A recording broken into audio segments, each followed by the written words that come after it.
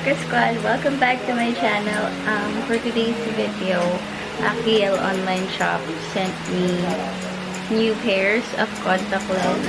Kung hindi nyo alam, sobrang tagal ko na sila collaborate, but I think this is just the second time na gagawa ko ng video about contact lens. So without further ado, let's start. This is the box where I keep my contact lens, and when you open it, there's a tons of pairs of contact lens inside. So ngayon, susubukan ko siyang i-try isa-isa. But before that, they also sent me lashes and travel kit. Bigyan nila ako ng travel kit. Sorry, excuse me yan. Kasi pag ginaganto ko yung buhok ko, may blue, pero yung red, yun ko wala naman. Hindi ko na matatandaan yung pangalan ng lens. Pero, ilalagay ko na lang sa description box. Tapos, kayo na lang maghanap.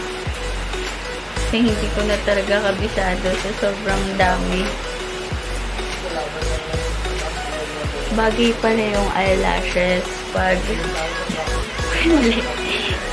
naka-lens. So, sort natin parehas para makita yung itsura.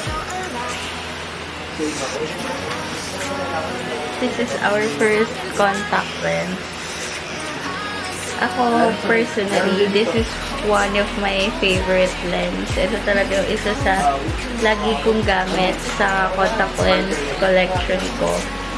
Kasi, ang point ko ng pag-contact lens is, aside from may certain look ako na ina-achieve, syempre, pag nag-picture ka, mas maganda sa camera if sobrang halata. So, this is our first pair.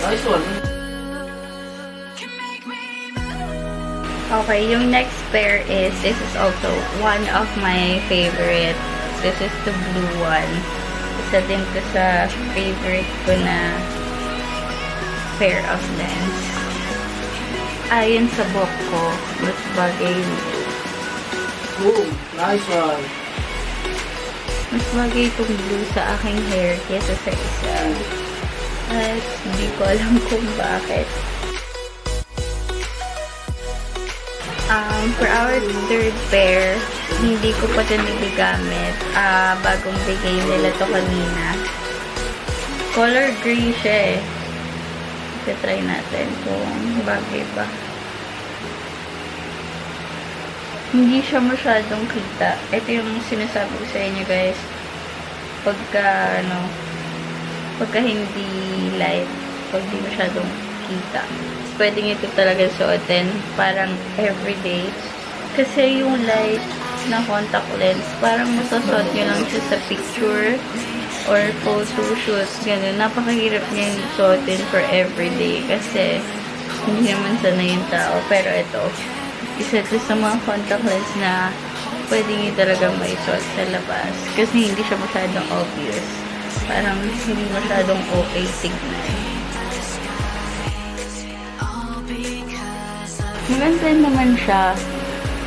Hindi nga lang siya gano'n napipick up masyado ng camera. Kagaya nung first two na tinry natin. Pero maganda siya. Kasi sa personal case, sobrang ganda niya talaga.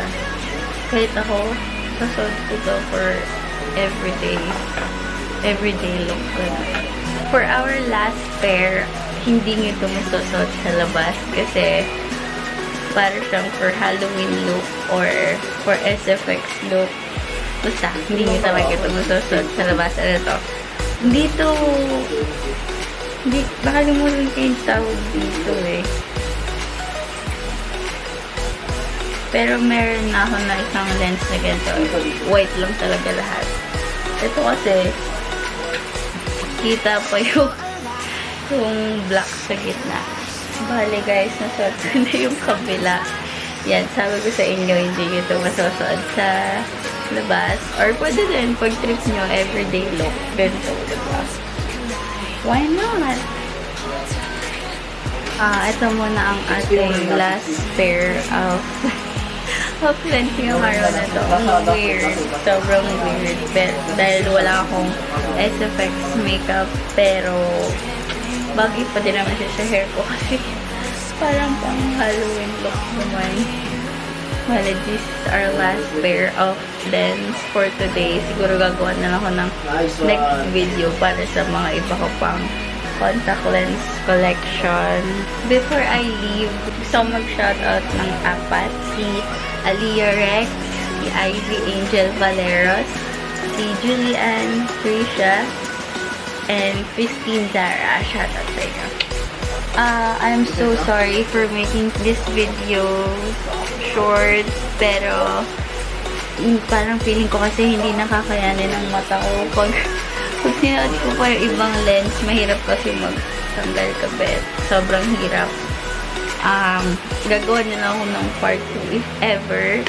And ililink ko na lang sa description box yung Instagram page nila.